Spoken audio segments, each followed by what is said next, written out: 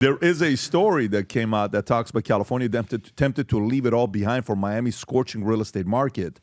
And I think the story is, though California and Florida share several similarities, warm climates, expensive beaches, large population, diverse cultures, many Californians are leaving the high-tax, heavily regulated state and flooding into the Sunshine State luxury market. Miami represents a new start, a refreshing reset.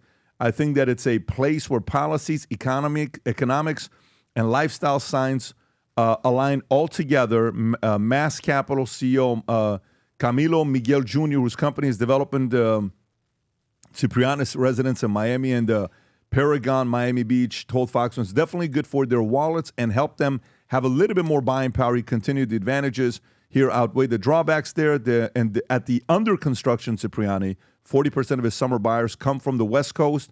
In the last 6 months, web traffic has risen 14% to rank just beyond New York. Terms of domestic traffic, additionally at the Paragon, about 10% of its buyers are from California. So it's kind of happening. There's some of the move that's taking place where people are looking at other places to go to from California. It's the luxury market, though, is the good and the bad thing, right? It's not necessarily the low and middle income. Basically, this is my point, is if you got money, you can go wherever you want to go. If you're just a normal working class person, you're stuck in California. Not necessarily. A lot of the working class are going to Nevada. A lot of the working class. And by the way, Vegas is not the Vegas of 20 years ago. Every time I go to Vegas, the foot traffic is less and less and less. You know, there's almost 3 million people living in Vegas within a 25-mile radius.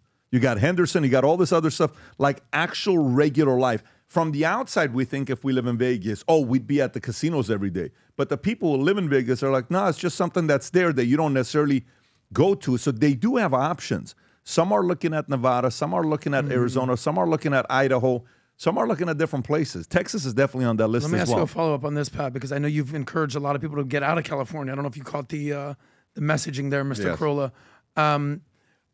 Within PHP, your company, how many people lived in California? So funny you say left? this. So that's the perfect example. So my top 5 earners, we used to be 98% California when we started the insurance company. And Time Magazine came out, I want to say in 2014, 2015. Rob, can you type in the United States of Texas, Time Magazine, United States of Texas. Go to images if you could, Rob. United States, that's the one right there. I bought an issue of this, 2013. I bought an issue of this, and I gave it to all my executives at the office, and I said, guys, we're moving to Texas. If you look at the issue when this came out, go a little bit lower. It's 2013, October 28, 2013, and I started telling them why. And one by one, I started telling Gaitan. Gaitan's like, I don't know, we're never going to leave. I started talking to all these other guys. They're California people. Vargas was the first to move to Houston. Gaitan's now in Houston. Palaio's now in Austin. Jason's in Dallas. So many of the guys, one by one, moved the state. So I knew, and by the way, you know what the main thing was? It's so funny he said this. Elizabeth Warren was grilling the CEO of, not WAMU, because WAMU had already been bought by Chase.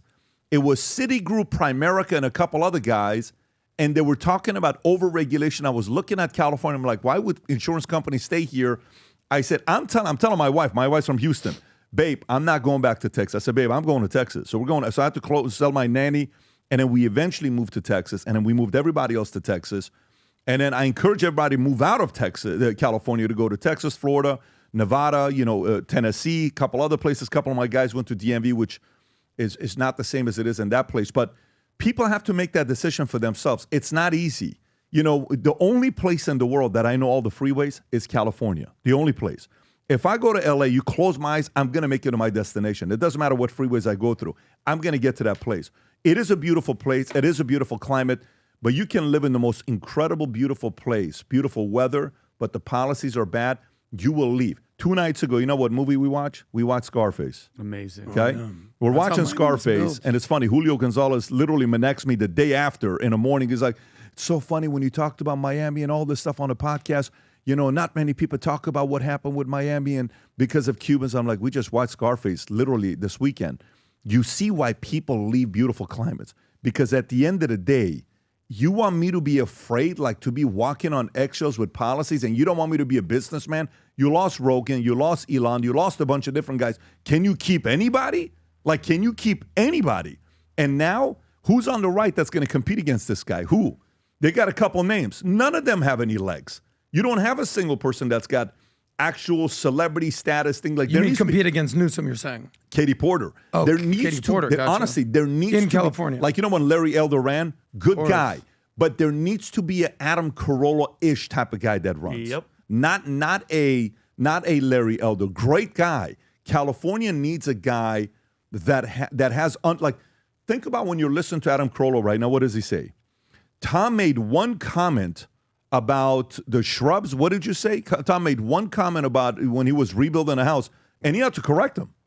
Do you know why he corrected him? Yeah, he did. Because he understands building. I bet if we said anything right now about comedy and we were just kind of bullshitting, he's like, no, that's actually not how it is.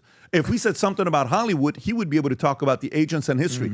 You need somebody that is versatile to go, that even some of the center leftists that are Kennedy leftists in Hollywood will be like, you know what, I'd be okay trying Carolla for like 4 years. That's what I mean by it. So the only way something can happen in California, you need somebody like his pedigree, his background to go, who is fearless, who doesn't give a shit about wanting the New York Times story like you told Newsom. You need someone like that. But instead, who is Republicans getting? Can you give me the Republican candidates for governor for 2028? Is this it, Rob? 2026? Okay. Republican candidates? But this is just all the candidates. Okay. Steve Hilton, Republican candidate. We spoke him out at Memorial. Nice guy. Chad Bianco, Republican, Riverside, 7%. Villagrosa, 5%. Villagrosa's Twitter account's got 800 followers. The guy doesn't stand a chance. I think he's up to 1,000 now since you gave him a shout out. Javier Becerra, 18%. I mean, there was a moment where we heard that possibly Grinnell would run. I don't know if you remember when the Grinnell conversation came about. Do you know who Grinnell is? No. Rob, are you familiar with Grinnell? I think it's Richard Rick Grinnell? Grinnell. Yeah, Rick Grinnell. No. Richard Grinnell. He's a beast of a guy. To be able to run, he could potentially pull On the it off. Republican side? On the Republican side. Can a Republican even get elected in California? But Or do they have to say they're a Democrat and then what switch? kind of a Republican? That's Caruso. A normal one? Yeah. Caruso has to say he's a Democrat, but he'll think like a Republican. He still says stuff that's Democratic. He still defends the nonsense. like- He still says keep the ice out. He still says stuff that's like, well, he's still not for safety. He's still not like, don't send the National Guard. He still says some stuff that I'm sitting there saying, like, you're so apologetic. Dude, just talk about safety. I think, here's what I think about Caruso. I think if he got elected, you'd see the real Rick Caruso. There's a California, LA, got to do business in this town version of him, where I'm not saying he's lying. I'm just saying he's getting along. You know what I mean?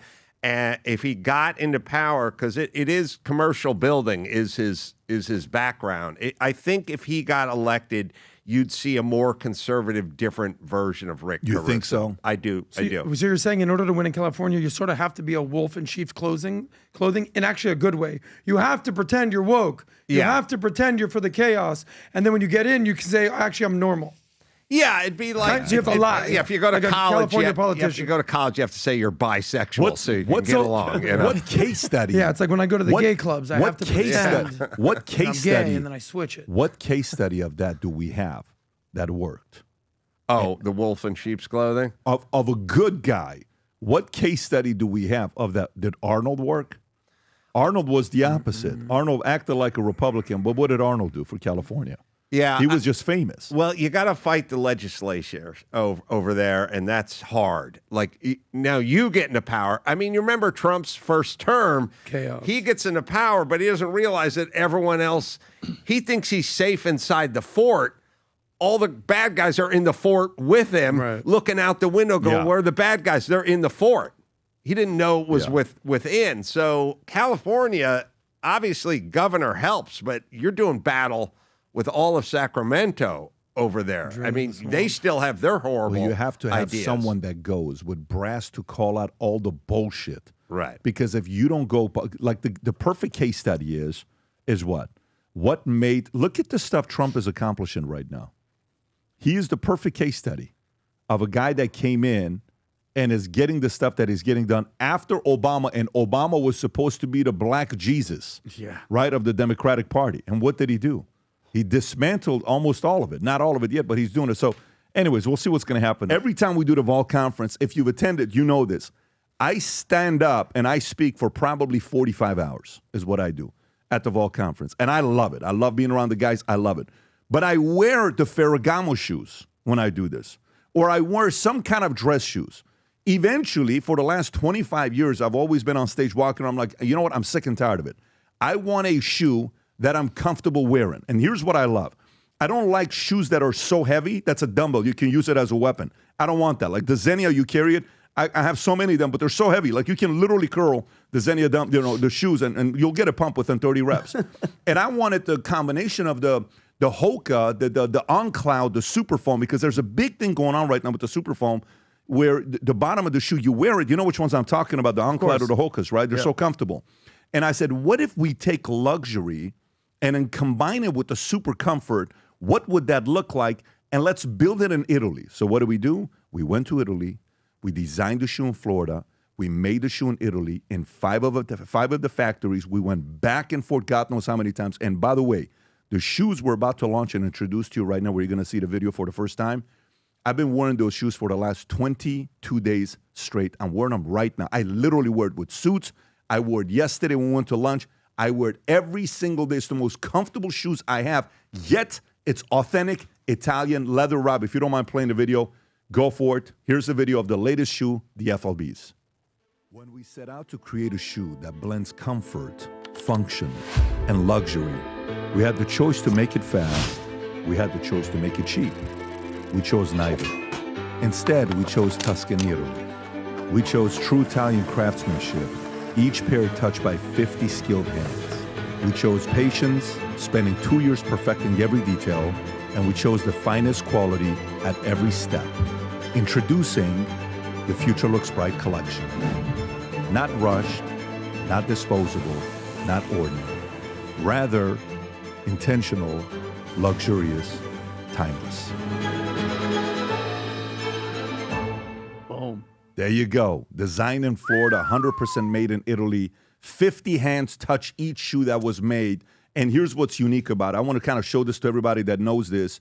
And I've worn pretty much every one of these shoes. So if you compare this, the Italian leather, of course, it's made in Italy. It's not assembled, made in China, assembled in Italy, 100% made in Italy, assembled in Italy.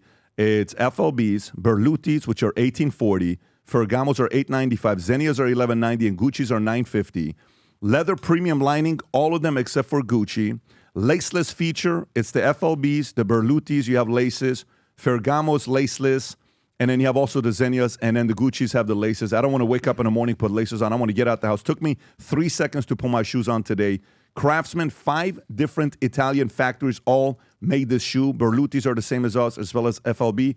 But the only shoe, these trainers, the only one in the world today, according to the factories that told me this in Italy, that has the super foam, the only one that has the same super foam used in the On Clouds and the Hokas, it's the FLBs, and they're officially out, and you can place the order. Here's a challenge. We only have 1,000 of these pairs. And when you say 1,000 of these pairs, they start from size, I believe, is it 8? It goes 8, 9, 10, 10 and a half, 11, 11 and a half, 12, 13. Those are the sizes that we have. And the shoes that you can get today, the colors, you have access to, Rob, if you can go back there, you can have access to those browns, which is absolutely beautiful. And by the way, the brown on the bottom, the stitching on the side is a left stitching. If you can change the picture, and on the bottom it says the future looks bright. Look at the white lines on the side. It's beautiful. The only ones we have right now that you can get sent out today are the black and the browns. If you do want the white to pre-order, I would highly recommend you do so. They're going to come out the second week of December. So the white and the navy blue comes out the second week of December. The browns and the blacks are available. If you believe the future looks bright as much as we do, go place the order. There's nothing like sitting in the boardroom with your trainers and you put your feet over your knee and people look at the bottom of your shoe and it says future looks bright. That's how you get deals done. All right, so they're out. I'm excited to announce it, and I'm very happy for people to go sport it. When you get them, take pictures, send it our way. We're going to show all these shoes, all the pictures that are being taken. I already got a bunch of them sent to me on Instagram. Go to vtmerch.com, place your order. It's all over the website. Maybe buy it for your husband, buy it for your brother, buy it for your coworkers, buy it for your best salespeople if you want to let them know the future looks bright. If you enjoyed this video, you want to watch more videos like this, click here. And if you want to watch the entire podcast, click here.